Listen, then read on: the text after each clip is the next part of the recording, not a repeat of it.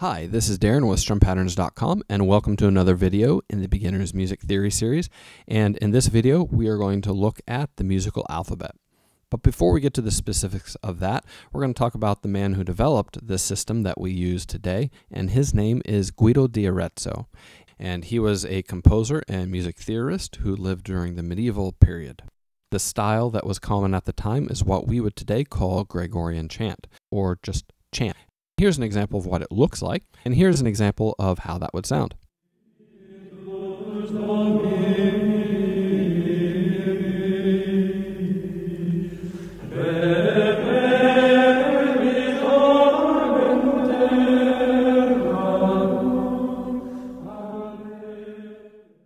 So that was Gregorian chant, and it was used in the worship services of the Catholic Church during the medieval time period.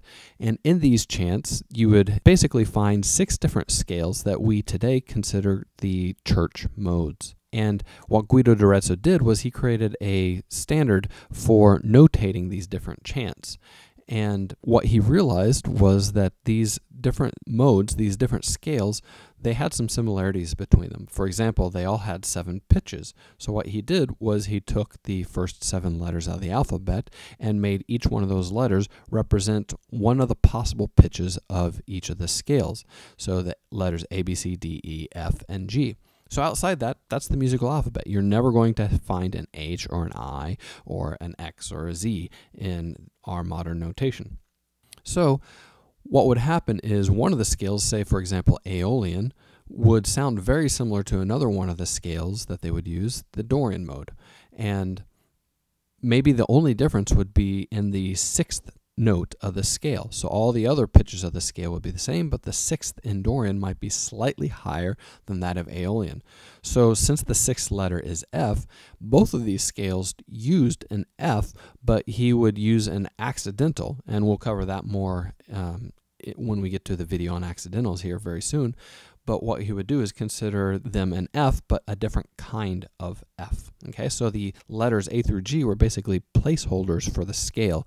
And to notate the difference between the scales, he would slightly alter the letter by adding accidentals to them.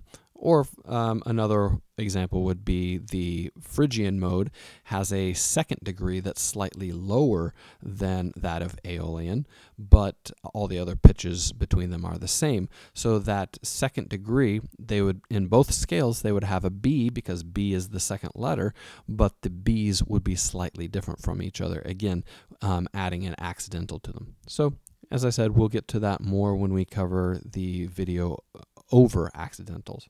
One of the things that's important to understand about the musical alphabet is that it's just a placeholder for a note in the scale.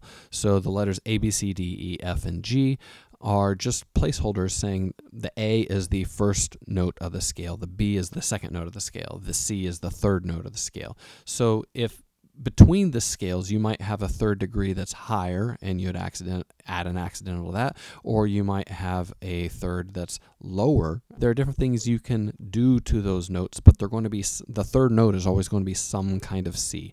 The 4th note of the scale is going to be always some kind of a D. So that might leave you with a question, though. What happens if you want to go higher than a G? Or what if you want to go lower than an A? There's more than 7 notes on a keyboard.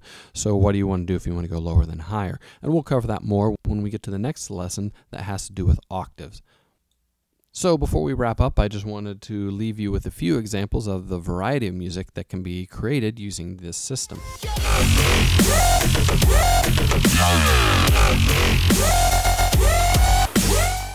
Work your fingers to the bone.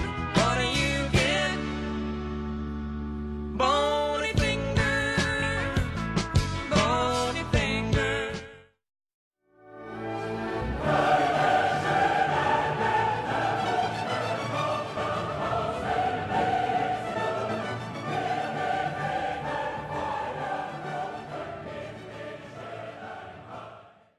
And that's it for this video, but it's not the end of the video series, so be sure to click here to catch the next video in the series. Also click here if you'd like to catch the very first video in the series. If you'd like to subscribe to my YouTube channel, click here so that you don't miss out on future videos. Leave any questions or comments you have down below. Also, you could follow me on Facebook, Google+, or Twitter by clicking here. And if you'd like to support me and keep these videos coming, you can click here to make a donation. Otherwise, we'll see you in the next video, and thank you for watching.